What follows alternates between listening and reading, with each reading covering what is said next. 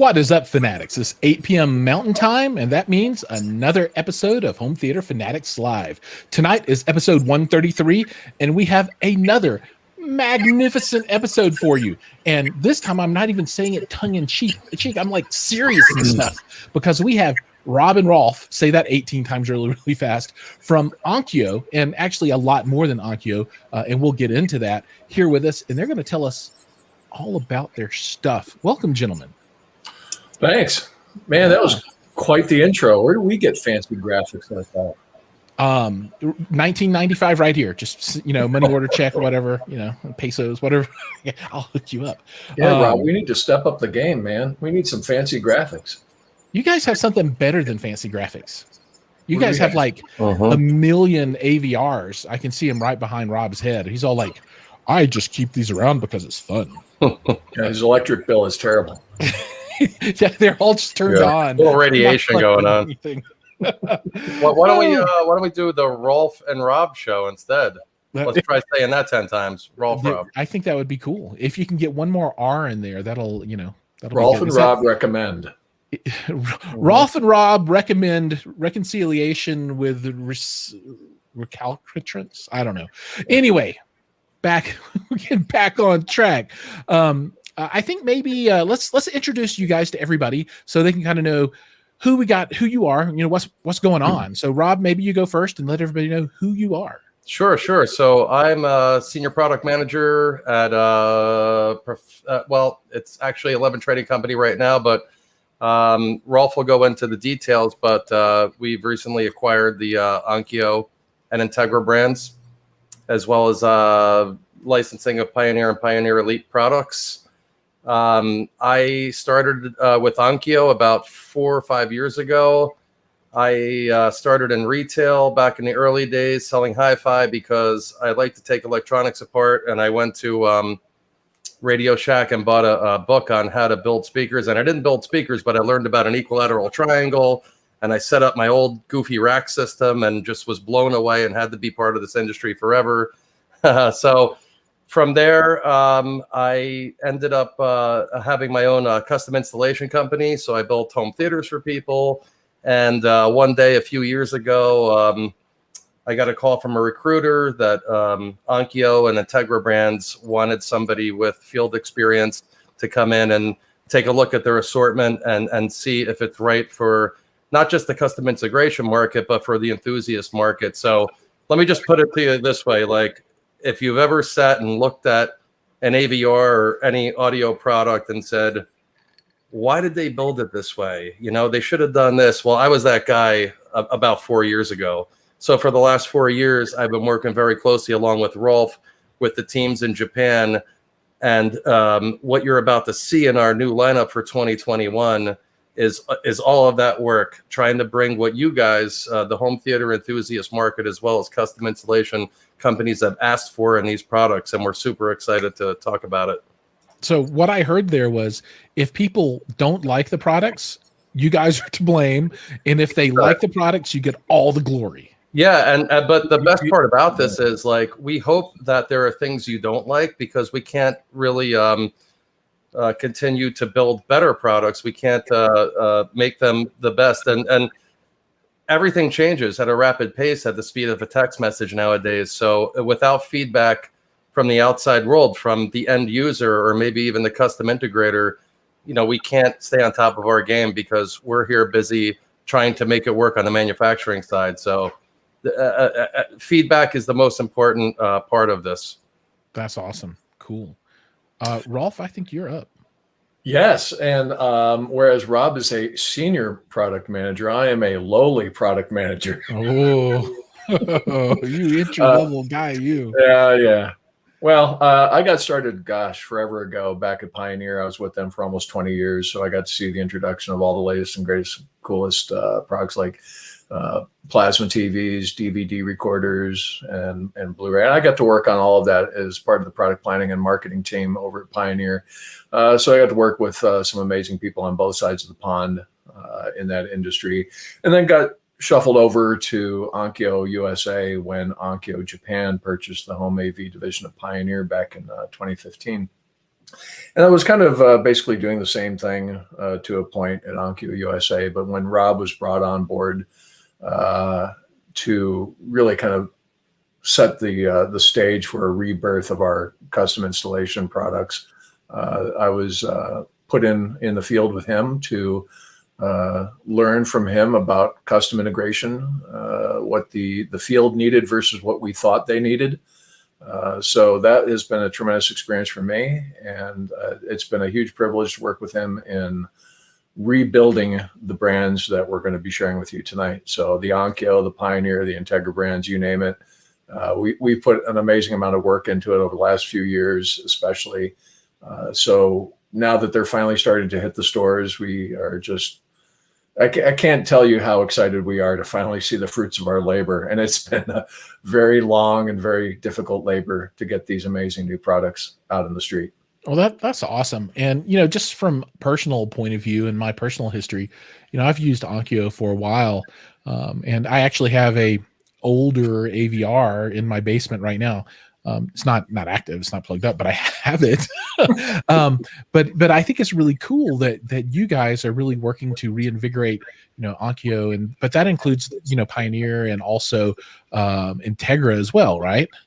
Yeah, absolutely. I mean, it's been a very long road, but we finally gotten to the point where we have the attention, the ear of the actual engineers and the incredibly talented people that are in Japan working on building all these new products. And we're in a position now where we can actually influence the feature sets that we get in these receivers. So it was great growing up with these brands, like so many people on this show can attest to, and being in the retail space, and then finally as a manufacturer, getting to work with these brands hands-on, but actually being in a position now to get people what they've been asking for all these years is really a great feeling to be a part of that process. That's cool. And one other question, I think, just around the organization of things, and I've had a bunch of people ask me this question since I, posted up that you'll be on. People have been asking me, they're like, "What's up with Onkyo and Klipsch? What's that deal?" We have no idea. No clue. Everybody's like, "What?" And I think that nobody knows. But I've been asked a lot that question. Well, we get asked that a lot too. Half the time, it's from family members, like, "Who do you work for again?" It's in a nutshell. What happened is very recently, within the last week or so, the deal was finally inked, signed. Oh, wow. That Vox, the parent company of Klipsch, and Premium Audio Company, which the company that Rob and I work for is called 11 Trading Company, and they are the sales arm of Premium Audio Company. And Premium Audio Company includes a lot of brands, including Klipsch. So we're all kind of hand in glove, a lot of across the aisle work going back and forth between all these brands. But within the last week, very long process involved where Vox and Sharp have partnered to purchase the home AV division of Onkyo, the same way that Onkyo had originally 5-6 years ago purchased the home AV division of Pioneer. So now we have direct access to Onkyo for Onkyo and Integra product. And we went to Pioneer Corporation, which still exists, even though they did sell off all their different divisions to different companies, including the AV division, of course, to Onkyo. But they still exist as a brand. So, we have to go to Pioneer Corporation and work out an agreement with them that we can continue to produce product with the Pioneer or the Elite name on them. Like anything else, as a business, if you've got a very prestigious name in the industry, you don't want your name on just anything. So we have to make sure that we present to them a roadmap, a plan. This is what we think about the brand. This is where we think it can go. These are the things we want to do. And as I think a lot of people on this call know, that's a brand that has been around for almost 90 years now and has an amazing legacy. But in the last 5, 6, 7 years in particular, it's kind of fallen off the radar for a lot of consumers out there for a number of reasons. And we want to change that in a big, big way. So that's why we have to work directly with Pioneer Corporation. So it's a little convoluted this time, many layers to it, but at the end of the day, the result is we're all focused. All these different companies are focused on one core idea, one goal, and that's to make the best AV receivers and 2-channel audio product in the industry. That's awesome. That's awesome. Hey, I need to interrupt here. So Please, before we go any further, I'm getting a scratchy throat. I'm out. Giles, happy birthday, man. Oh, Happy birthday, buddy. you're so nice. Yeah, and Facebook user, one of the faceless Yes. Facebook users has called it out. Yes, today is the day, and I'm sharing it with you. So my wife said, let's go do some special stuff tonight. And I said, I've got something special lined up already. It's stream night, and I've got 11 Trading Company coming on. And she's like, who? And I'm like, you've watched the show and you'll know. So this celebration. We're Onkyo, true and true, Onkyo, Integra, Pioneer Elite. You're cut from the same cloth, my friend, because we wouldn't be here either if we didn't love this. And we're home theater fanatics, so that's why we're in this industry. We don't want to make sewing machines. We're not product guys who work with engineers to build oven mitts or dishwashers. We're in this because we were stung by it at probably an early age and just said, this is what I need to be doing with my life. And glad to be surrounded by like-minded folks. Right on. Well, and this is the place. If you want home theater fanatics, we got them, along with 2-channel as well. And speaking of that, just I'm going to shout out a few people here. Hi-Fi Haven, hey man, glad to have you here tonight. My Mail is here with us as well. He said I have a fancy countdown. Indeed, I do. Indeed, I do. Easy HT Tech is with us. What's up, man? How you doing? Another faceless Facebook user that's given us the what's up. Well, I don't know, whatever those are. Double H's. Man, that's the horns, dude. Yeah. Dio, come on, man. How about this one? I saw this in Hawaii. That's Hang Loose, yeah. That's Hang Loose. That's Surfer. Shaka bra. I heard that a lot. Kevin Sorkin is with us. He runs GSG Audio, or is one of the partners there. They make subwoofers. If you like bass, he's your best friend. Good dude. A whole bunch of people with us. Herman is with us from over in China. We got D13 up in the house, Brian Whitley, and the list goes on and on. But I'm looking at some comments here, and everybody's really happy to see you guys. And I've got folks calling out stuff, like I've got a Pioneer VSX LX304. I don't know what that is, but it sounds cool, right? And I've got a this and I've got a that, and here's another. I've got a VSX LX503 and blah, blah, blah. So yep. There's a lot of emotional ties, I think, to this gear. People are like, I have it, or I had it, and I got it at this time in my life, and I remember I was just getting married and had my first kid, and blah blah blah. It's interesting how the stuff ties together. But to carry on the comparison of equipment to children, you said you're about to birth new children, right?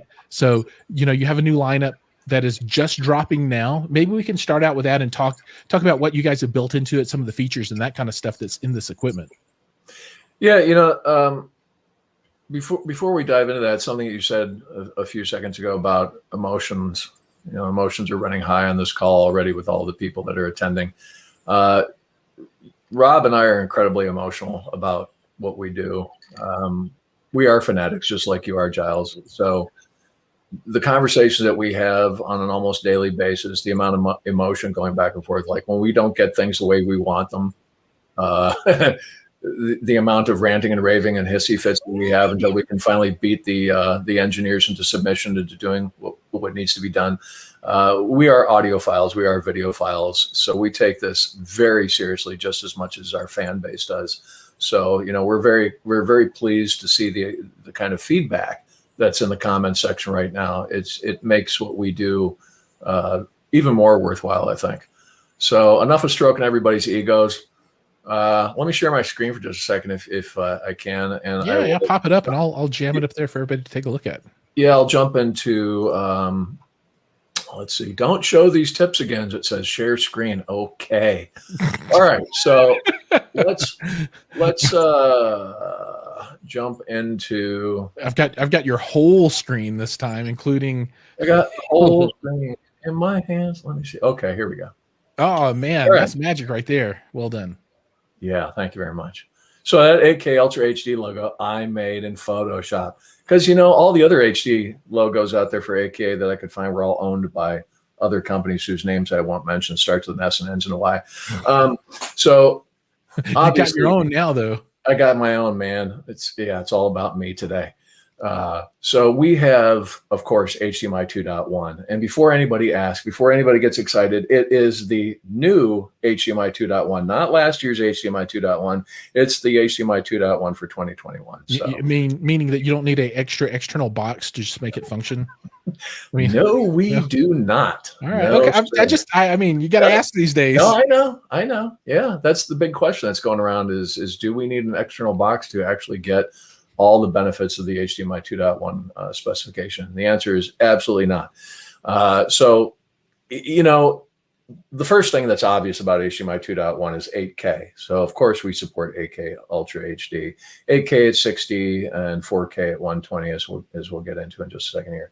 So it's not just about the increase in resolution, although that I think is something that is really misrepresented out there in the industry by a lot of the pundits out there, the journalists, because so many people out there are saying, "Oh, you don't need 8K resolution. 4K was great." Well, they said the same thing about 4K, and they said the same thing about 1080p back in the day. The one thing that's not changing in people's homes is the viewing distance, right? I mean, you're not getting a bigger TV and suddenly moving into a bigger place so that you can sit further away from this bigger TV. People are always talking about the optimal viewing distance, and sure, that has a legitimate point to a point. But the one thing that's not changing in people's homes when they upgrade their audio video system is the actual viewing distance from the TV. And the real big benefit of 8K, just like we saw with 4K, is because you have a much denser pixel structure, you can maintain that original seating distance and have the enjoyment factor of a much larger TV screen for a true theater kind of experience, where you've got this almost wraparound screen experience going into your peripheral vision, which is what widescreen was all about in the first place way back in the day. So that kind of experience can really be expanded upon tremendously without any loss of detail. So that's, to me, as a videophile, and I hate to say this in front of everybody, but I am a videophile first before I'm an audiophile. I got into the audio end of things a little bit later. I cut my teeth on rear projection flat panel TVs. So, well, you got to work with all the Kuro plasmas, right? Yeah. So the whole Kuro and Pure Vision thing, that was that's where I grew up in. So in the industry, in spite of the gray beard, I'm actually only 21. I'm only 18. So. Well, somebody said sweet 16 in the comments. Oh no, that was 2 years ago. I'm totally 18. It's been a hard life, but I see some black in the bottom of that beard, though. Can Blackbeard? Yeah. Can you explain that? Look, you can't really see here, but I'm getting the gray coming in, and actually, I would have a full head of gray hair, but my body rejects gray hair. So, it just, as it started turning gray, just poof, fell out. I don't know. All of my gray is stress from working with Rob. So. Yeah. As Rob smiles and says, yes, it is. All right. All of my damage from you, Rolf, is internal and emotional. Yeah. So I have one question. Your therapy bills are through the roof. I know. I have one question about the 8K. So, sure. Does 8K give us 4 times the enjoyment of 4K? I think it's logarithmic. So just like we have that incredible jump in pixels, that is more than 4 and more than 8. So not quite 2 million pixels for 1080p, and then you go to 16 million for 4K? I don't know. I'm not a mathematician. What the heck is this? But yeah, it just goes through the roof. I actually just got my first 4K TV, believe it or not, this time last year. I was still using my Kuro, last generation Kuro TV. Okay, I have to ask this question. Sure. If we did a shootout today and we took the best plasma Kuro ever built, the most pristine of pristines, and lined that up against a really good OLED, take out all the other stuff, don't worry about the thickness of it or any of that kind of stuff, just pure picture. How do you think those two would compare in that shootout? Well, it's kind of 6 of one, half dozen the other, really. I mean, from just a straight up picture quality perspective, black levels, color reproduction, the OLED would win. It would ounce it out a little bit, push over the edge. It would.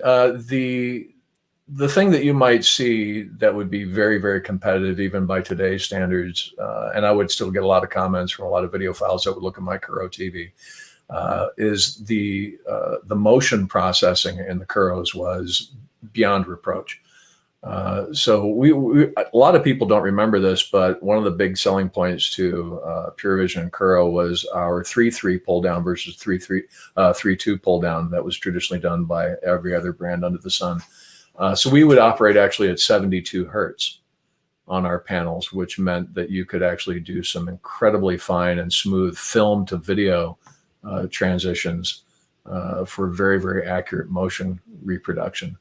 And that was still very, very exceptional. And the color reproduction, of course, between a plasma and an OLED are pretty close in how they do things. But yeah, the OLEDs definitely have the edge, in the last couple of generations in particular.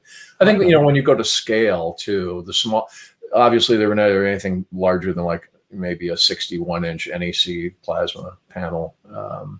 But, if you had a 60-inch 1080p Kuro next to a 60-inch 4K OLED, provided the plasma was brand new out of the box, you'd probably have a pretty tough time deciding which one was better. But you'd probably end up going with the OLED at the end of the day.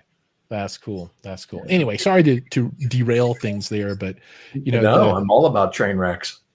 Right on. That old technology at the high end is not that bad still these days. Yeah. Not at all. No, not at all. And speaking about technology, old versus new, I mean, HDMI, it's been around forever. And as we all know, it just works all the time, right? Perfectly. But no, they're always going to be, yeah. There are always going to be upgrades. There are always going to be refinements to any technology, and HDMI is no different. One of the things that I wanted to show to everybody today is something that's still a little bit of a confusion factor, and I want to make sure that everybody's clear on this, is where cables are concerned under the HDMI 2.1 specification. If you want to get one of those HDMI ultra high speed logos and certification for your HDMI cable, that means you have to get certified at the maximum bandwidth of 48 gigabits per second for cables. For hardware, virtually every hardware manufacturer under the sun, including the company that makes the HDMI 2.1 chipsets for Pioneer, Onkyo, Integra, and virtually every other consumer AV and professional AV brand out there, 40 gigabits is going to be 99.999% the common theme in hardware. So 40 gigabits for hardware, 48 gigabits for cable. Now, the caveat to this is no sooner did I make up this slide than JVC, I believe, announced a new front projector that has 48 gigabit hardware. Now, I don't really understand that, frankly, because the 48 gigabits bandwidth is for resolutions like, 10K. It could pass a 10K through signal at 48 gigabits per second. But the video processor in that projector is not a 10K video processor. So I don't really understand what the point is to that. But, what do I know? I'm sure somebody will educate me on that shortly. Well, just to interject, usually it starts with a display device because it's like the most ubiquitous device in the system. Mm-hmm. So you'll usually see the advances start at the display device and then slowly trickle down into source components. And in the case of an AVR, we're a repeater device. Yeah. So we're really just saying, okay, Mr. Source, what can you do? And we just want to repeat that to the TV without getting in the way.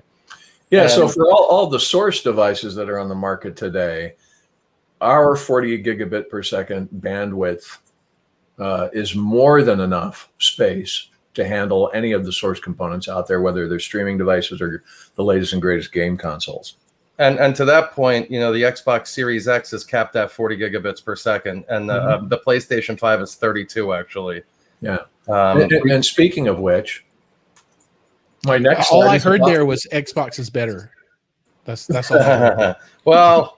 We thoroughly go through both of them, and I will say that there are some awesome things about both of them. And when I switch between the two, I go, no, this one's better. No, that one's better. No, this one's better. And, I enjoy a certain game on one and maybe not so much on the other and vice versa. So they're both pretty cool devices. That's cool.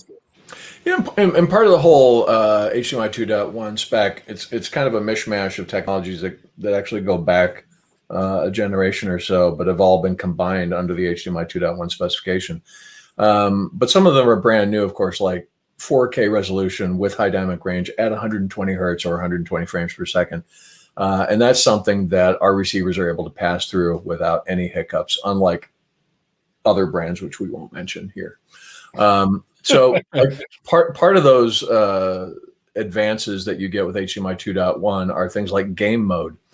And this is where things get a little confusing because, to Rob's point earlier, you see a lot of advanced technology start in the display end of things. So HDMI 2.0B displays out there, some of them from last year actually support game mode already. But this has now been included in the HDMI 2.1 specification. So if you get a new HDMI 2.1 product, it's going to support all of these technologies. It's all part of the encompassing realm of technology, so to speak. Game mode, of course, when you plug in a Xbox or a PlayStation 5 into a receiver and it passes that signal through the TV or directly to the TV, if it's got HDMI 2.1 or game mode capabilities built into it already, it will automatically switch the TV into game mode for auto low latency and all those fun features and like dynamic HDR, for example, which, as far as I know, I'm the only one in the whole world that thinks that that's kind of redundant. Because what does the D in HDR stand for? Dynamic. I don't know. Yeah, it's how dumb is Rolf, right? No, it's dynamic, high dynamic range. So whatever high dynamic range is, dynamic makes it better. So you actually it does make it better. Dynamic makes high dynamic range better. It makes it more dynamicer. So we get a more lifelike picture, and especially where games are concerned. There's a lot of new 4K games out there that are encoded in HDR and dynamic HDR, and they just make these games really pop, like you're looking into the real world. I don't need to tell you guys that. You know that for yourselves. And variable refresh rate, of course, too. That's essential for the console and the desktop PC gamers. That's really cool too, because you've got these scenes that have been rendered with an incredible amount of detail. But typically, when you have a scene like we are now, where we're just talking to each other without really moving around too much, the amount of detail in the picture can be quite high. But the minute the bullets start flying and the boats start jumping across the water and the airplanes fly by, those scenes happen so quickly and the refresh rates can really ramp up, and then you start to lose information. So having variable refresh rate really helps improve that picture quality and the way that the display will render the information that's being generated by the console or the PC. So it keeps all of that information intact regardless of what the refresh rate is for that particular scene. That's cool. What else we got? Oh, this is interesting. Now, you mentioned earlier, Giles, that people were wondering what the relationship between Onkyo and Klipsch was. Well, hey, we're joined at the hip or at the top of the head, as the case may be. This is something that was kind of inevitable. Klipsch engineers and Onkyo engineers in the same house. They had to come up with something that was kind of unique and cool. Typically, when you do any kind of automatic room calibration, like we've got AccuEQ in Onkyo products and MCACC, multi-channel acoustic calibration, XP-Alidocious in the Pioneer products, when you do any kind of in-house calibration system, it will automatically detect the capabilities of those speakers and pick a crossover point that it thinks is appropriate. And in a lot of cases, that's okay. That works pretty well. But when you talk to a speaker designer, an engineer for speakers, and you talk about changing crossovers, higgledy-piggledy, that kind of upsets people because they've worked their entire careers to develop a specific sound from these speakers that they're engineering and putting into production. And when you change crossovers, you can really affect how that speaker performs and how it gets that information that they've worked so hard to share with you. You know, we talked about emotion earlier. They get very emotional when you talk about just changing crossover levels, not the way that they think are optimized. So Onkyo engineers and Klipsch engineers got together and they came up with something that they call the Klipsch mode. And for all the Klipsch junkies on the call tonight, if you have Klipsch reference speakers, you can actually go into the setup of the receiver when you first get it out of the box and hook it up to your speakers and tell it that you are using Klipsch speakers. And it will give you a complete list of every single Klipsch reference speaker known to man. And you can pick and choose the specific Klipsch reference model for the particular application that you're using. Like you can see here, for example, we've selected these speakers from Klipsch reference for those particular channels. And then once you've done that, it will automatically assign the engineer's preferred crossover points for those particular model Klipsch reference speakers. So then you'll get, I have to do this one day. Yeah. do it right now. No, I mean, I don't have a full set of Klipsch speakers nor Onkyo. Well, is the store closed? Get online and order some. I got a credit card. No, this is kind of cool. It is very cool. I mean, it's kind of niche-y and it's kind of like, you know, lock-in kind of stuff. But man, it's pretty sweet if you got the right pieces. Yeah, if you got the right pieces. Yeah, and this is also something, you know, Rob and I can go on literally for days about differentiations of the brands. You know, they all have so many similar features. How do we actually differentiate them when we're influencing their designs and putting them into stores and figuring out what prices to sell them at? And this is something that's only found in Onkyo and Integra. It's not found in Pioneer or Pioneer Elite. So that right there is a very interesting differentiator. Okay, one other question I have. What is double bass? Because whenever somebody says, would you like double bass? My answer typically will be yes, please. Well, yes, absolutely. Why not? Yeah. But you have it turned off. I know. Well, that's, did we pick, maybe they didn't, oh no, they picked the subwoofer. They picked the R100 SW. So no, I mean, silly them. They should have double bass turned on all the time. You know, if we had quadruple bass, I'd be all over that. I agree. It's like 8K bass. So double bass is a setting where you can select whether or not, let me backtrack. When you first get the receiver out of the box, the receiver doesn't know what you're hooking up to it in terms of speakers. They don't know what the range of the speakers are. You could have little bookshelves, you could have satellite speakers, you could have big giant tower speakers. They don't know. Speakers don't talk to your AVR. They don't exactly. Know. AVR doesn't know. Maybe someday.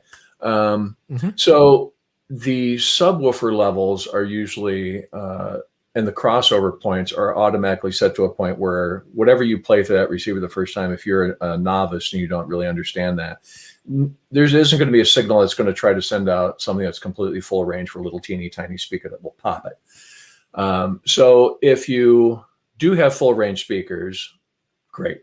If you add a subwoofer, great. You would turn subwoofer setting on in the speaker configuration. You would say, yes, I have a subwoofer. But if you want to have bass from a subwoofer playing back regardless of what the content is, in other words, a sub for low frequency effects for movies is a given. People typically understand the subwoofers are fantastic for watching multi-channel surround sound movies. Yep. What a lot of people don't realize, though, is that subwoofers are actually very important for two-channel music listening, because a sub is designed to play those bottom octaves that even full-range speakers can have trouble playing back without drawing a ridiculous amount of power from the amplifier, which that amplifier may not be able to sustain. So having a subwoofer in the mix can actually really help smooth out the bottom frequencies in two-channel music listening, not just for multi-channel movies. So even if you had full-range speakers that could typically go pretty low, if you want to have the subwoofer playing while you're playing two-channel music, you would turn what they call double bass on. Got it. So well, I'm 2.1 for life, so I'm with you. Yeah. So again, if you were if you're happy with your full range speakers, or even some big stand-mounted speakers. If you're happy with the bass performance with those, and you've got a subwoofer in the mix, you don't have to have bass. You don't have to have the subwoofer on. But for people like you and me that like bass, we would probably want to turn the subwoofer on. In that case, we would choose the option double bass and turn that from off to on. Very cool. That was a very long-winded way of saying it's mo bass. Mo bass, mo better. Yeah. So what else have we got? I don't know. Let's keep moving here. Oh, here we go.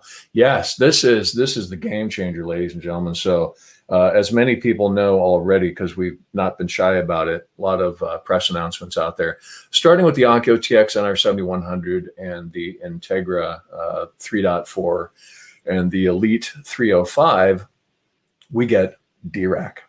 So, that's the secret sauce. DRAC is, they should be paying me to talk about DRAC because I can just talk about it forever. It's really an exceptional audio acoustic room calibration solution. It's, DTS, whenever DTS designs and builds a recording facility or calibrates a movie theater for 150 people or 200 people, they use DRAC Pro to calibrate these spaces, and they're used also by a lot of luxury auto manufacturers as well too when they're calibrating these high-end audio systems that are going into these Rolls Royces and Bentleys and so forth.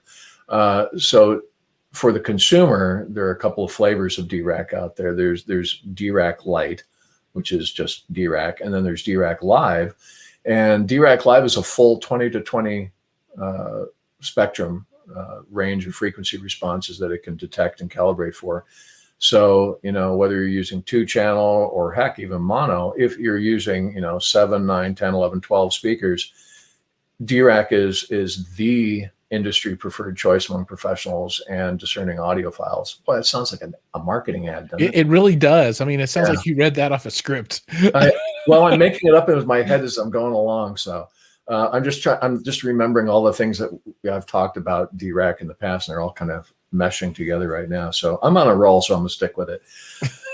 So DRAC is honest. The first time I played with DRAC, I was like, what the hell have I got myself into? Because it looked really scary and really complex, but it's actually really straightforward. It's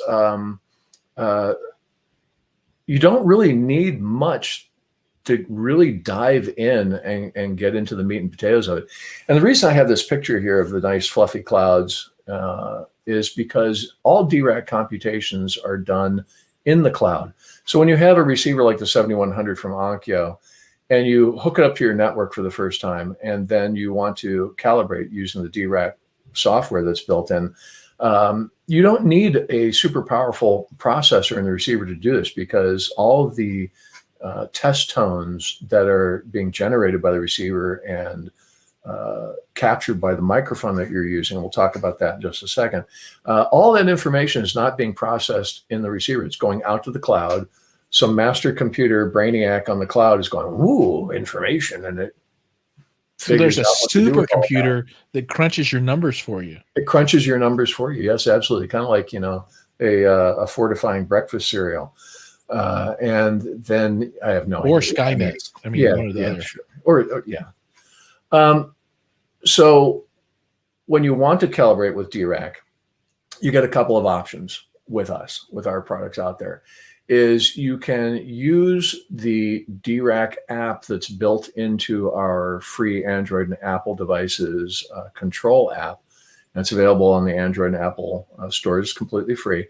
And it gives you complete total control of the receiver, but it also includes the DRAC app. So this is just one particular screen capture that I got from the DRAC app on the mobile device. I just want to say that somebody needs subwoofers. Everybody needs subwoofers. I mean, somebody in this graph, they need some subwoofers. Everybody needs subwoofers. As many subwoofers as possible, please. And you can do this with the included wired microphone that comes with the receiver out of the box. So if you want to get great response from your speakers in the unique acoustic space that you're in, and everybody's space is unique, even in cookie cutter homes and apartments, every space is always unique because of the furniture and the carpets, lack of carpets, curtains, drapes, whatever. You know the story. Every space is unique. So to get the best impact out of that audio system that you've invested so much time, money, and emotion into building, use DRAC, open up the app, plug in the included microphone in the front of the receiver, and it will walk you in baby steps, hold your hand and tell you, okay, let's configure the system. How many speakers are you using? Okay, now I know. All right, position the microphone here. Let's run some test tones. Okay, let's move the microphone over there. You get up to 9 different microphone positions that you can calibrate for using the mobile app. 13 in the laptop or desktop app version of DRAC. But with the included microphone that we're using here, you can get up to 9 positions, and then you can go into, once the cloud is computed what those responses should be in an ideal environment, you can go in and make your own personal adjustments, because everybody has their own taste in sound. So you can go in and like, okay, yeah, DRAC says it should sound like this, but you know, I want more what? Center channel plus 3 decibels. Everybody does it. Yeah, and I want more what? I want more bass. So you can go in and make adjustments to your heart's content after the fact. We kind of have a philosophy like doctors, which is do no harm. Our philosophy for audio is it's your system. Do what you want with it. We don't care. We're going to give you the tools to get the sound you want. It may not be the sound that I want or your neighbor wants, but it's the sound you want. And you're the most important person. So let's give you the tools to get the sound you want. And this is all well and good for out of the box and getting a much better audio experience than you would normally get if you just plugged in everything and hit play on your source device. But what if you're, say, an integrator and you've got that receiver in a rack in a closet in the basement and the home theater space is upstairs 2 floors away? That microphone that's included in the box, that cord's not going to reach from that receiver wherever it happens to be all the way up the stairs and into the home theater space. So what can you do? Well, the solution is pretty simple, and DRAC itself is pretty simple as well too. What you can do is you can go to the desktop or PC laptop or Windows application of DRAC, and you can get a $99 microphone on Amazon that's recommended by DRAC. This one here that's shown on screen is a DSP-1 from, or a UMIC-1 microphone from Mini DSP. Plug that into your laptop, and now you're completely untethered from the receiver. You can leave that receiver wherever it is, somewhere else in the house, and go back into the home theater space and do all the calibration from the comfort of the home theater space, whether it's a single-seated position or multi-seated positions, and get an even better result than you will using the mobile app and the included wired microphone. And again, earlier I said that that was kind of intimidating the first time I opened it up and tried it myself. But really, once you go past start, the ease of use, the friendliness of which it says, okay, you're here. Now we're going to go there. This is how we get there. These are the results. Okay, now you can play with the results. It's much less intimidating than it appears at first blush. So if anybody out there has not used DRAC and you're interested in using it, by all means, try it out. It's not that scary. So when you use it in this form factor, I guess, with the PC and your microphone, so you go and, you know, you've got your tool there, and, you know, for DIY folks, you know, it's kind of similar to a RAW kind of experience, I would guess. But at the end of the day, is this creating some kind of like a XML or configuration file that it dumps down to your processor, and then that will set all your crossover points and volume and latency and all that kind of stuff? It does, actually, and I'm not going to talk about it in detail right here. I'm going to leave that to Rob, because Rob has some interesting things that he's going to show us in just a few minutes regarding some of the more advanced features in our product. And part of that will actually specifically address that question. So I'll leave that for Rob to talk about. I don't want to steal his thunder, but I will move on from here now that we know we have DRAC in the mix, and see what else we've got. Oh yeah, he's very excited. He's like, yeah, we're done with DRAC. Oh, I am done, actually. So I'm done babbling. And yes, we are 75 years old this year. Hooray us. So it's our birthday and your birthday. I'm perfect. I love it.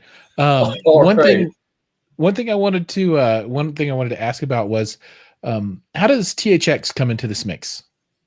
THX is something that Onkyo was actually first in the consumer industry to support in home theater AV product. Gosh, when was that? 1993, I think it was. With the let me see if I can get that model number right. The TX SV 919 THX was the model. That was well done. Amazing receiver. I actually was selling those in retail. Just built like a tank. It was beautiful, beautiful. We've always been obsessed with reproduction of audio and video accurately, and with the current lineup, that philosophy hasn't changed. In the Onkyo and the Integra models with Onkyo, that starts with the actually the TX NR 6100, which is our mid-tier priced Onkyo product, and then it goes into the 7100, the TX RZ50, also in the Onkyo line. And on the Integra line, it starts with the DRX 5.4. And another differentiator is that we are not including THX in the Pioneer Elite line. And that's another story all in and of itself. But for Onkyo and Integra, for our customer base, we did some surveys a few years back, and THX is a very, very important name brand recognition and feature set for our product. And, you know, we could spend this entire conversation talking about the benefits of THX and how it can make a custom integrator who's building a home theater make their life a lot better. But again, that's another technical propeller head conversation for another session. What it really boils down to for us as a manufacturer, from a very simplistic, if you will, standpoint, which is not doing THX a favor here, but they are an unbiased third-party testing house, if you will, and they will literally run these receivers through a gamut of thousands of tests over a period of about a week, where they will test every single signal pathway for the audio and the video circuitry and the amplifier, and every combination of user feature sets that you can possibly think of. It's thousands of tests without any exaggeration. And the end goal is to see if these products can not only just pass audio and video signals without anything being added or anything taken away, it's also to make sure that the amplifier is incredibly clean and dynamic and has the amperage and the punch to provide the dynamic energy that's required to reproduce these films and these music and now these games that we all enjoy, the way that the content creator wants you to hear it. So it's a guarantee of performance, if you will. That's what the THX logo is all about, is sir, ma'am, this amplifier, this processor is going to give you the same experience in your home that you would expect to get in a multi-million-dollar professional movie theater in your home. So that's what is very exciting for us about maintaining our relationship with THX. It's not just a logo that we pay for, it gets silkscreen on the front of the receivers. It's a testament to the engineering skill for our engineers, not to sound redundant, in making audio and video products that really are incredibly neutral when it comes to whatever you're putting into it, and making sure that you get the maximum performance from them. Right on. Cool. You know, I feel a little bit bad right now because I don't think Rob's really talked at all. That's good. That's a good thing. No. No, Rob's going to blow everybody out of the water in just a minute. He's going to make everybody's going to like, Rolf who? After they hear Rob talk, because he's got the cool shit to talk about. Oh, I said a naughty word. You know, so bad. Oh my God. You know, the point about THX for me, yeah, it was really cool growing up and seeing that, you know, splash screen happen before Star Wars and all that. And of course it had a emotional impact. But then later on, when I started to build theater spaces, first as a merchandiser for retail. So I spent like 14 years in retail building stores and merchandising them and putting systems together with every brand under the sun. And as I started to learn a little bit more, I took a course by Anthony Gramani, who worked for Lucasfilm. And I realized that it's a whole lot more than that, you know, splash screen logo, and that there are, you know, decades invested into sight lines and room dimensions and things like that, and acoustics. And I learned a whole lot about acoustics. And if you have a chance and you can take an online THX, even the entry-level course, there's so much to learn there, generally speaking, about home theater, that it's just fun, regardless of any logos or splash screens or surround modes that, you don't use anymore, as the case may be in your particular system. So there's a legacy of an incredible amount of information available by those folks, and they have invested decades into their training programs. So, I mean, it's kind of like hanging out with Home Theater Fanatics, and forget about, oh, I don't like using the THX surround mode. Okay, don't use it. But you know what?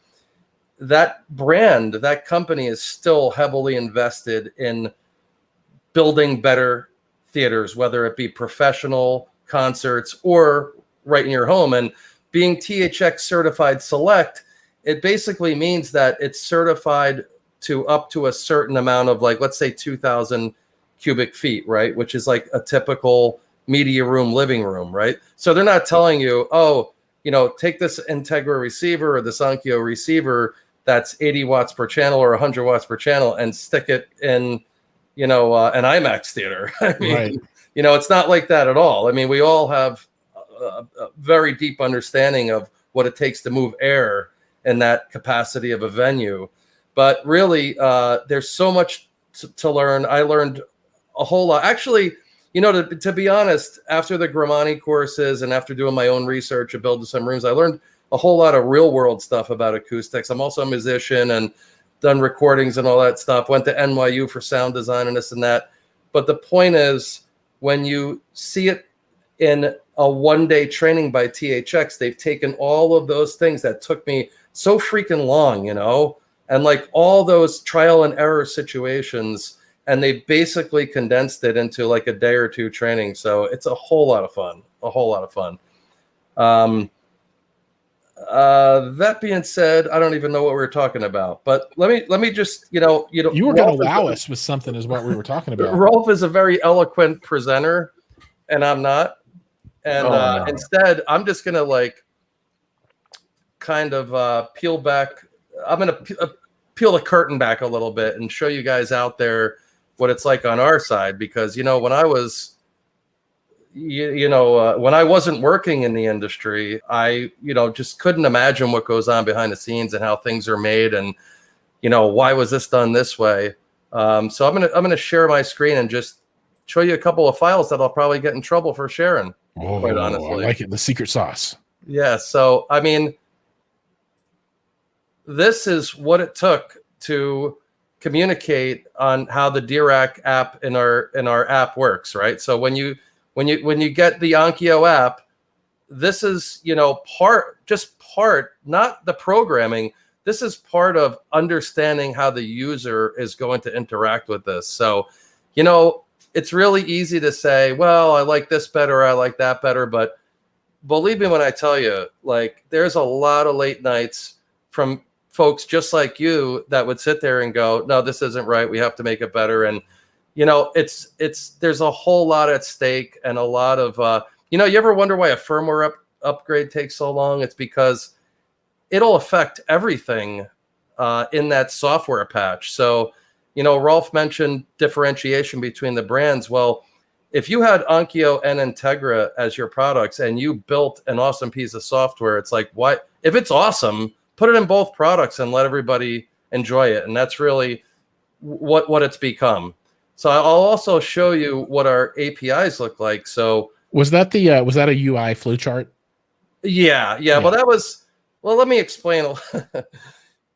Don't show anybody the HDMI diagnostics flowchart. That was a nightmare.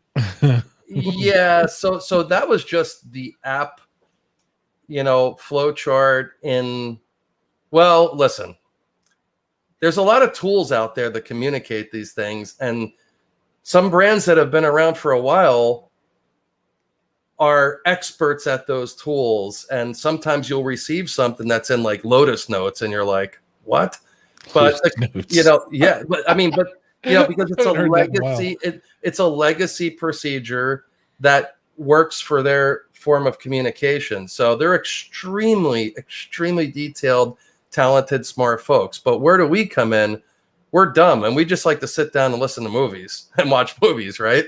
So we say, okay, that all that technical stuff's really cool, but if it doesn't produce an entertaining end result and it's not fun and easy to use, well, to be honest, I like the Rubik's Cube challenge, but for the majority of people, like, you don't want to be sitting there not being able to watch a movie because you can't figure out what the hell's going on. So that's where we come in and we say, we were on Home Theater Fanatics and people were asking about THX and people were asking about this. And we want to bring that enthusiasm to the engineering boardrooms. And I was in Japan and I sat down in these two big boardrooms, one in Osaka, and Rolf's been through this stuff too, and in Tokyo. And it was like this dark, ominous feeling, and everybody's like staring at you like, what can you possibly teach us? And I'm sure they didn't mean that, but it felt like that, the first couple times. And, if you stick with it and you prove the value of what it is that we're asking for, it's going to end up in that product. And we're testament to it. So what we're showing you today with the DRAC, and even to some degree, the HDMI 2.1, because as much as everybody's been hearing about it and this and that, oh, it should just work. Well, when LG recently released Dolby Atmos gaming firmware update for the Xbox Series X, nobody had ever used it before. And we've loaned one of our RZ50s to a man named Vincent Tio, HD TV test, who's super sharp guy. And he's like, I can't get it to work. And within 24 hours, we had a beta for him because our engineers went, oh, okay, I see the symptom. We're going to get in there. We're going to get this done right. So, it's about getting it right. And look, nothing out there is perfect. These are highly complicated devices that communicate with highly complicated devices. But the important thing is that there's guys like us who really are the same as the end user and don't want to sit there and be annoyed that something's not working, right? So like Rolf said, we're Home Theater Fanatics. We live and breathe this. We couldn't be in this business if we didn't, because I would just go and make oven mitts or something. I don't know. I would have to find something else to do because it's a very challenging business. But what you're seeing here is, our command lists that, it's all expected that all these commands should be in there. But you know what? When's the last time a human being tested every one of these in multiple control systems with multiple remotes? That takes an investment. By the way, a lot of these say no because this is going back for all you legacy. I mean, we're going back to the old RDC7 here. So you're going to see things like DRAC that say no because it didn't exist back then, right? And that's just the main zone commands. So I kind of have fun, and I say, if I was a home theater fanatic and I didn't work in the business, I would love to see stuff like this. You never really see it. You just see, oh, it's this many watts per channel and all that. And actually, I will be annoying with that for 1 second. So we were talking about HDMI 2.1 and bandwidth, and we made this handy dandy thing for us on the inside to constantly refer to. And you could see that, once you get past our entry level 5100, every device in all the brands lineups have a minimum of 3 40 gigabit per second inputs, which is the extent of the HDMI repeater hardware that's available right now, and also the extent of the Xbox Series X. So that's a major investment in making sure that you have the bandwidth necessary to get done what needs to be done today. And I hate to use the word future-proof, but, there's a certain amount of that in there too. And when you look at this key, and I know I like to get into the weeds a little bit, but when you look at a key like this, even the 5100 can do 4K 120 HDR, albeit at 420 chroma, which is basically what's used in Blu-rays. So you're not hurting there. So our entry-level device is bringing an incredible gaming experience and also passing through as much as you will really find from a source component at this point until you get up into the higher bit rate when you force, for example, an Xbox to deliver 444, even though the content's coming from Netflix, right? Right. So, hey, Rob, I think we might not be seeing the same screen that you're seeing right now because we're Oh, still okay. stuck on that Japanese let me go. iPhone Sorry. screen. Oh, we're still there? Yeah. Oh, boy, I don't think it's following. I don't think it's moving along. Thanks for letting me know. Usually I use OBS for all this sharing, so just forgive me. I will bring that back, and now we'll share the screen that I was discussing. Actually, if I do this, can I just bounce around like that? Yeah, you can. Yeah, you should be able to bounce around. So do you see where it says Zone 2? Yep. Okay, so great. So now I can bounce around. So anyways, what I was talking about before is this is all our command sets. Yep. Right. So I'm not going to go over that again, but let's look at the HDMI bandwidth. And now you can see that now with the 40 gig per second. Yep.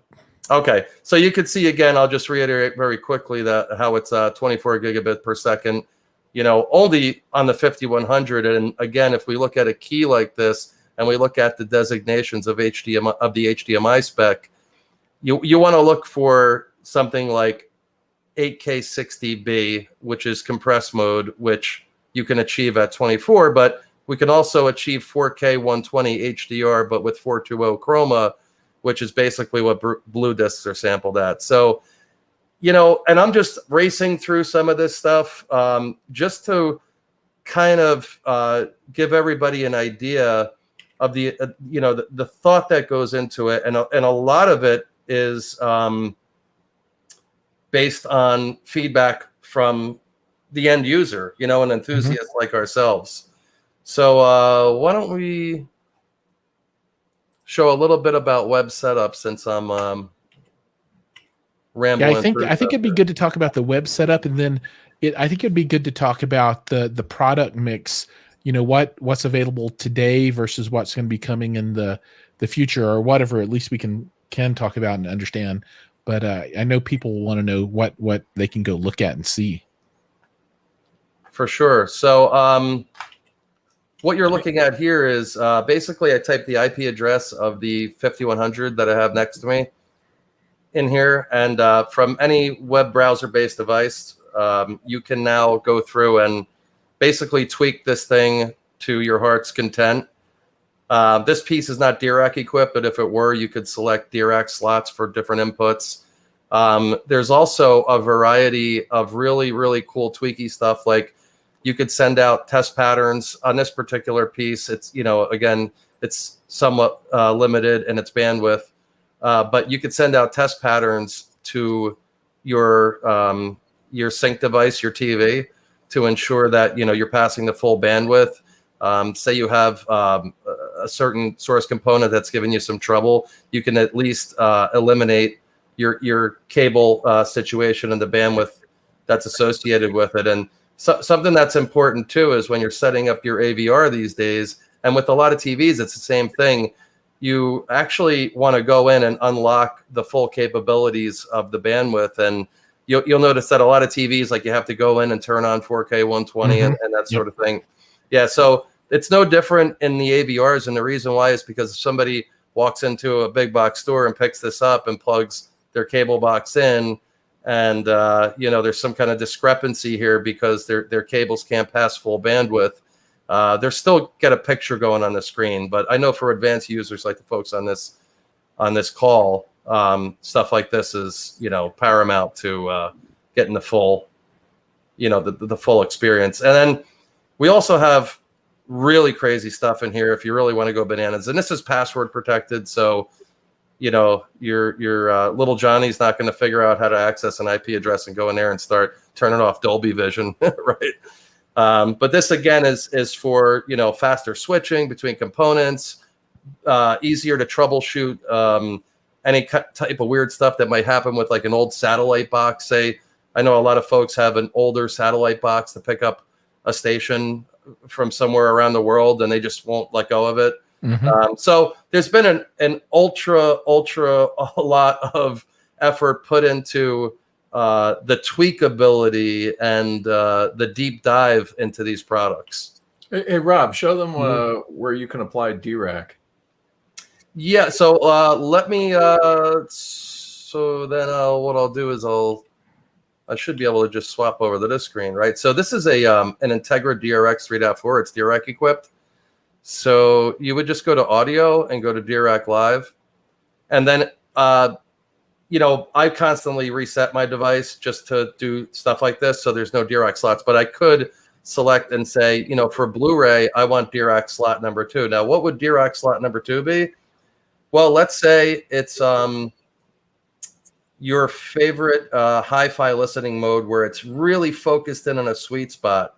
So you could, you know, perhaps your Blu-ray player is a multi-disc player and you have an SACD in there and you want to experience like super high res, you know, perfectly sweet spot, just one listener, that's fine. But if you switch to DRAC slot number 3, maybe in that one, it's when the whole family's together watching a movie and they're spread around the room and you created a DRAC slot for that listening environment. Right. So a DRAC slot is just a set of configurations for DRAC for, you know, what you could just have however many slots you have. That's each one is a different config. That is correct. Yeah. No, that's cool. And you can set configs for different devices, which is pretty hot too. I like that. And, you know, if you're somebody who's into control systems, I know Harmony's no longer in business, but if you're like a Harmony user and you get, you know, and they still support the API, you know, the sky's the limit for how you can create macros to access those DRAC slots and also a ton of other like really cool stuff. But again, you know, that's for somebody that's really tweaking it out and, you know, but that's what we're here for. Cool. Yeah, I want to get my hands on a Control 4, their new, was it Mimo or something like that, remote control, the new touch screen one they have. Oh, it looks so good. Yeah, that's the Neo. Yeah, I actually have one of those. Let me show you something here, just for fun.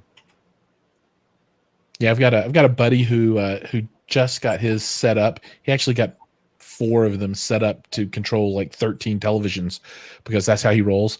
It's pretty cool. So nice. Giles, I just want to interject for just a second. I was looking through some of the comments, and I just wanted to address a couple of these. Yeah, go for it. Getting set up there. One of them was asking why Pioneer Elite's not THX certified, and the reason being for that is really pretty basic, and that's because we're too cheap. We actually had more THX certified product at Pioneer under one brand than all the others combined. But over the years, it became very expensive to go through that whole testing and certification process for a company that really did not have deep pockets. And because we had so many product that were THX certified, it just became a real burden on the old bank account. And weirdly enough, when we surveyed consumers, whereas THX was very important as a recognition factor for Onkyo and Integra consumers, THX really didn't come into the conversation when we talked to a lot of the old diehard Pioneer Elite customers. They really weren't terribly interested in it. So that's really the two simple answers to that.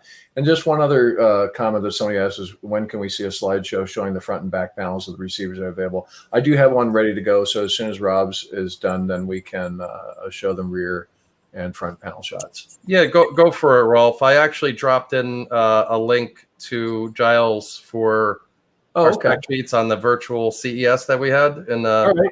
Well, I've got a few slides that I can share here. Yeah, if you have those handy, that would be even better. I do. So here is the entry 5100, which hopefully everybody can see now. Yep, we can see that. Which, there we go. There's my full screen. So that's the 5100, DTSX, Dolby Atmos, 7 channels. Zone B, which means that it has a little output on the back. If you can see my little mouse moving around. Think of this as like speaker B back in the good old days.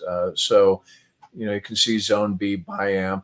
You can have a speaker B, or we call it Zone B, or you can run these out to the base station for some wireless headphones. So whatever's playing in the main zone is what's going to play back over Zone B. So this could go to an amplifier for some outdoor speakers. So if you want to listen to outdoors what you're listening to on the inside, you could do that. So some even though it's an entry-level receiver, still has some pretty flexible features built into it. And those are the antennas that are bent down to the sides Yeah, the it's top there. complete network cable receiver. So this has an NXP processor on board, which, among other things, allows for 802.11 AC Wi-Fi, so much greater range, more reliable handshakes for wireless devices, and more bandwidth for higher resolution files. Awesome. And these 4 inputs are HDMI 2.1, and both are HDMI 2.1 outputs.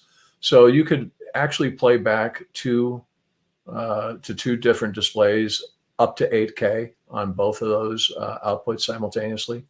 So, like a basement movie theater where you've got the big front projection going, and then in the back you've got a little wet bar with a little flat panel TV. No matter which way you turn, you'd see the same thing playing back. So if you had 2 projectors for increased light output, could you just cable each of your PJs up to one of these outputs and get synced video output for that? Yeah, or one for each eye. Oh, right on. Yeah, I like it. Now, is this available today, or is it coming? Well, yes and no. We only because of COVID, as I'm sure everyone on this call knows, COVID has caused such chaos in the industry, from raw materials to manufacturing to shipping in particular. So, every time we'd turn around, a factory here or a factory there had closed and another one had opened. So these were all ready to go many months ago, and we had to wait for factories to open up and transport to get from point A to point B, zone B in this case. And these receivers have been trickling into the country right now in very small quantities, and some of them are already sold out. But don't worry, they're coming back into the country in much greater quantities over the next several months. So, But the 5100's in stock right now at Crutchfield, and I think Best Buy. Yeah, get them while they're hot, ladies and gentlemen. Now the 6100 is going to show up around the November timeframe for the first time, so that has not been available yet. Long story behind that, but yeah, that's going to be showing up in November in some pretty good quantities. And this is where we get into the THX certification. So for some weird reason, I don't have that logo up at the top. Usually I do that, but you can see it on the display there, THX Cinema. And this one is also 7-channel, but it's now going from Zone B to Zone 2. It still has Zone B if you want to, but you can select Zone 2 or Zone B. So discrete Zone 2 for audio and video. So this is actually an HDMI matrix built in. So if you look at the back panel here, one of our big wins was let's relabel everything in the back so there's no confusion anymore as to what input can do what. So we have 3 18 gigabit per second 4K 60 inputs, and then we have 3 8K 60 or 4K 120 40 gigabit per second inputs. So the way that the splitters work, and this is true for everybody in the industry currently, maybe next year it'll be different, but currently, if you want to do 2 8K displays at the same time, you have to do it off of a single source, off of one of these 3. If you want to do 8K to the main zone and 8K to the second zone with 2 different sources, you're out of luck. And this is, again, true for everybody in the industry. 8K only to the main zone, a different source to Zone 2 will go down to 4K. That's just the nature of single chip solutions at this time. So, going forward in the future, that may definitely change. Right on. Then we go into the 7100, which is also featuring IMAX, not just DRAC, but IMAX as well. So IMAX enhanced. Which is kind of like, it's IMAX and DTS's version of THX, I guess. That'd be one way of thinking of it. There's a lot more to it than that. But just as THX tests everything to make sure that there's no degradation, nothing added or nothing taken away from the audio and video pathways, and the amplifier is up to scratch, IMAX takes that to in a whole other direction, but a phenomenal direction. For those of you that haven't really familiarized yourself with that in a nutshell, is they work very closely on a video and audio side of things with the content creators themselves. So if the audio engineer and the cinematographer are available, they'll work with them to take that gigantic IMAX theater experience and rescale it, not just for the audio, but also the visual impact for a much smaller home theater screen or projector. Because obviously, most people don't have a 200-foot IMAX screen in their homes. They have like a 200-inch IMAX screen in their homes. So in a theater, the grain level, just one example of many, the grain that's in a film that's being shown in a 200-foot IMAX screen, that could be overwhelming on a smaller screen in someone's home. So they reprocess the film to recalibrate all the elements of the original film stock so that you get the best impact in the home environment, not just for audio as well. But that's it in a nutshell. Back panel here, we've got 3 zones, of course, all powered. So up to 3 different sources playing back in 3 different rooms at the same time, as well as detachable power cord, RS-232 for control, and legacy video inputs like component and composite. When we go to Integra, we have some interesting differences, not the least of which is every single feature and function and control is available on the faceplates of Integras. Again, it's CI oriented. So, you know, when you're setting up and configuring in a rack or a custom cabinet, that remote control is going to go missing. So you want to be able to have instant access to every feature and function at receiver right off the faceplate. So quick question. So the 6100 is the top of the line on the Onkyo for the well, Onkyo yes brand? and no. The 7100 in the regular Onkyo line, if you will. Then we have our RZ line, which I couldn't find a slide of in time for this, but the RZ is kind of like an integrator line of Onkyo products, similar to Integra, with not quite as many bells and whistles, but really mostly for distributors that cater to the installer market. Okay. One of the big differentiators between Integra and all the other brands out there that we're working with is this back panel, which obviously is different. It's white background with black text versus black background and white text. And the big advantage of this, again, is as an integrator, if you're working in a dark equipment closet, having this extra reflectivity, this extra light reflectivity of a white background panel will make things a little bit easier to figure out what you're plugging into where, and make your life as an installer a little bit easier. And it's these little things that add up for a better experience for the installer. And of course, more 12-volt triggers, ins and outs, and all that kind of stuff. 3.4, this is something that Rob in particular is very proud of. One of the, not to make a long story short, but, you know, again, differentiation between the brands, trying to figure out what can we add, what can we take away to make one model from one particular brand really stand out. And of course, adding pre-outs to the 3.4 in particular was a big win for us across the board, because as I'm sure many people on this call know, the ability to be able to swap out amplifiers for main use or distributed audio use throughout the house, that's a very essential tool to have that kind of flexibility on the receiver. Yeah, I love pre-outs on a receiver. That's yeah, because cool. you can add more subwoofers, right? Yeah, well, you can. It just makes it so flexible. Yeah, it does. And again, you know, it's your system. We want you to be able to do what you want with it. Then we go to the 5.4. That's THX Select certified. More power, more flexibility, just a lot more. Bigger power supply, more amperage. I think it's like a 45 amp power supply on board this one. Is pretty huge. When we go to Elite, totally different look and feel to a different market. Feels like Elite right there. It does, doesn't it? Yep. So 2-zone. 305 is a 9-channel, so a 3-zone.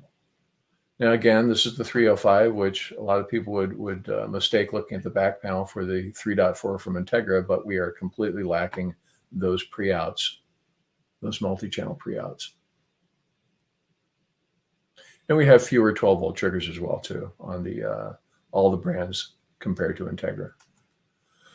Here's the 505. I've actually got one sitting next to me in my office right now that I experiment with and try to break on a daily basis. And here we have 11-channel pre-outs, just like the 5.4 and the Integra. The RZ50 also has 11-channel pre-out. So just to clarify, this is a 9-channel amplifier, but it has an 11-channel DSP. So, for cost savings purposes, we didn't put an 11-channel amplifier in it. So at this particular, the price points we're looking at for the 9-channel models, in the upper end, you can add an external 2-channel amplifier and get a full 11-channel surround sound. Yeah, so you can do like 7.x.4. Exactly. Makes good sense. All right. So, Rob, you're up. Take it away. Calgon. Well, one question. Sorry, I just have to ask. Sure. Is there a plan on any of the product lines to move beyond the 11 channels, other than the subwoofer out, for a top end unit? So, do you ever have a vision down the line where you'll be able to support something like 9 bed channels and 4 or 6 Atmos channels? Oh, there's always plans, Giles. There's always plans. That Rob can tell you we sometimes talk a little bit too freely, and that comes around and bites us in the butt. So let's just tell everybody today or tonight, wherever you happen to be, that we're always looking over the horizon and trying to. We've got plans. And that's enough for me. That's from my point of view, exciting. That's cool. Awesome. All right, Rob. This time it really is back. No. I think that about does it for me. So we're in half an hour over. I know we're still in the first segment of the show. Yeah, it's 11:30 p.m. Eastern time. I think we're going to fast pace some of this and maybe skip the content corner this week. But I do want to take 5 or 10 minutes and close out the episode by answering a tech question of the week. So let me see if I can do a little thing here. Here we go. Now it's time for the tech question of the week, and it's sponsored by Onkyo. And by sponsored, I just mean they showed up to talk. Oh, and the tech question is, let me actually get to my notes so I can read it. How do you optimize your home theater audio experience, in particularly from a Onkyo point of view? I mean, so you've got a receiver and you got all these speakers and stuff, but what are some of the steps somebody might go through to really get this, as good as it possibly could be for them? Well, Rob went to NY University for audio, so I'm gonna let him. So that's the start. Get a bachelor's degree in acoustic engineering. All right, we're good with that.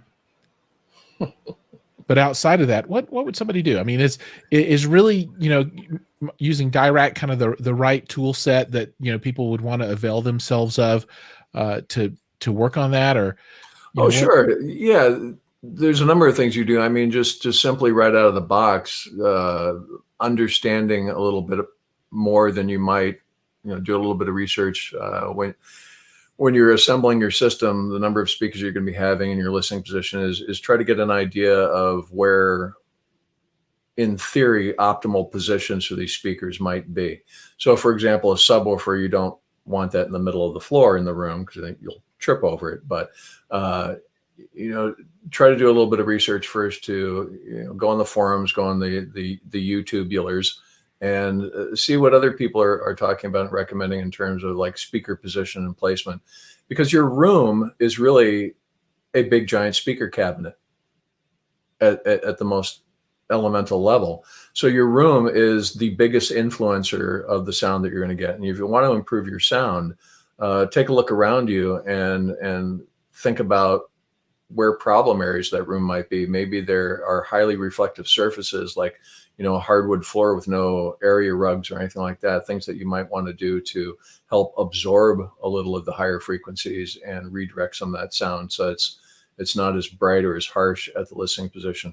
And then once you've gotten a few of the basic steps down, then you can go to tools like DRAC to optimize everything in that room, because most people, like me in particular, if you were to see my home theater space, you'd freak out, because in the early 80s single family home construction that I've got, home theater was not even an idea in the architect's dream. So all the doors, windows, and air conditioning returns are in all the wrong places. So I literally am forced to sit off center from my TV and my speakers. So it's really bizarre. But thanks to things like DRAC, you can hook up the microphone and it will run a really advanced set of test tones and get a really good feel of what that acoustic space is and what those speakers are capable of doing in that space. And in particular, one of the things that really makes DRAC shine compared to other room tuning solutions out there is their patented impulse response detection.